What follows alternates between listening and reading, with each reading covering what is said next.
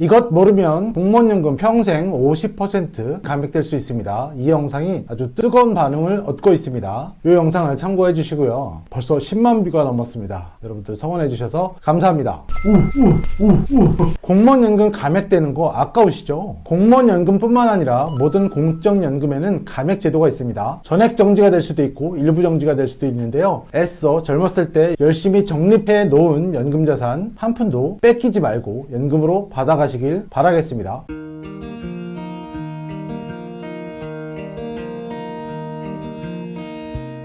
연금닥터 김용택입니다. 공무원연금 50% 감액, 이 감액과 전혀 무관한 연금이 있다면 여러분들 어떻게 하시겠습니까? 이런 연금이 만약에 있다면 여러분들 가입도 해보실 의향 있으십니까?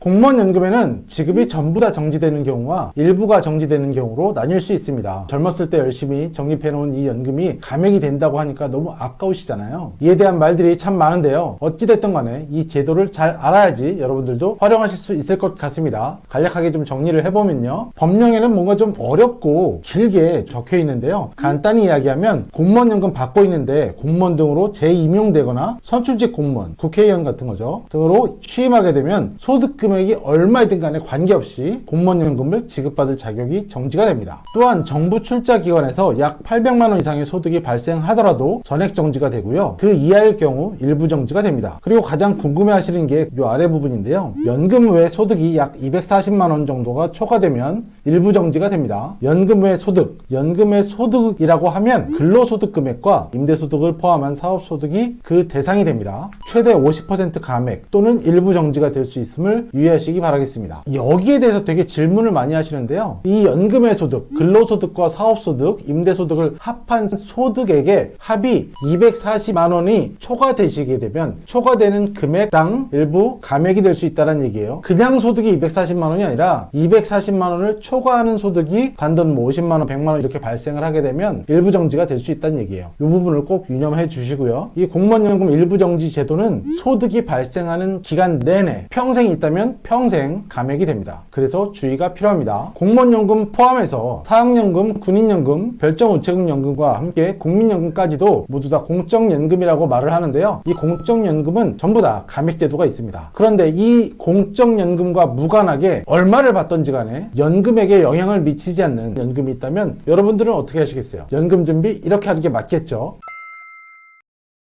연금닥터가 항상 강조하는 말이기도 하죠. 연금 준비, 즉 노후 준비는 아무리 많아도 과하지 않습니다.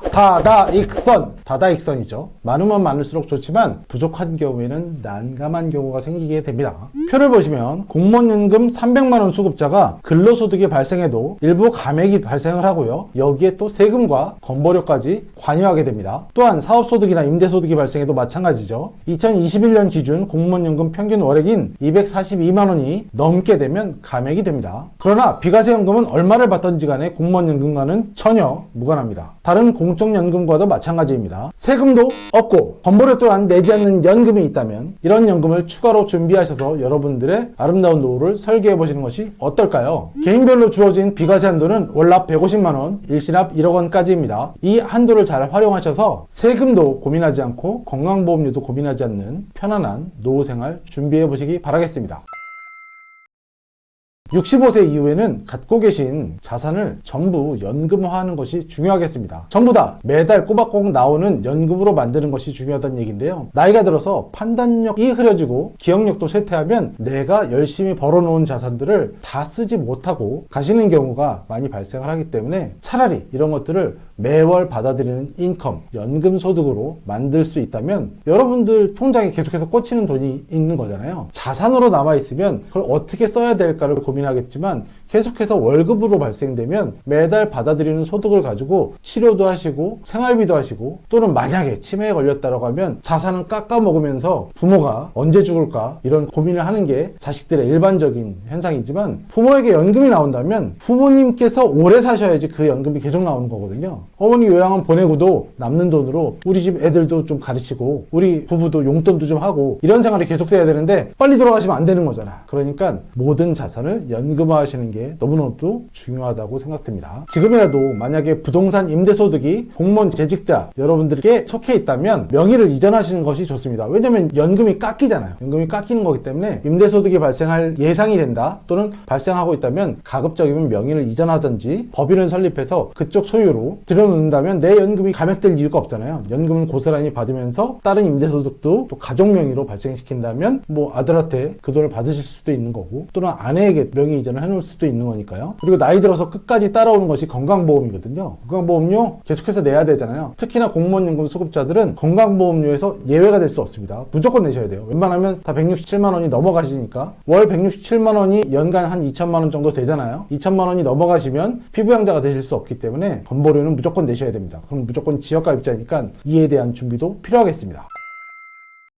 준비 가능한 시기가 우린 늦었다. 너무 늦었으니까 준비를 못한다라고 생각하지 마시고 꼭 전문가와 상의하셔서 지금이라도 죽을 때까지 나오는 종신형 연금 형태로 준비를 하신다면 여러분들의 노후가 조금 더 윤택한 노후가 될 수 있을 것 같습니다. 이에 대한 문의는 연금닥터에게 해주시고요. 1600-0456 4560대의 연금에 대한 고민을 책임지는 번호 1600-0456으로 전화하셔서 여러분들의 연금을 준비해 가시기 바라겠습니다. 오늘 하루도 수고 많으셨습니다.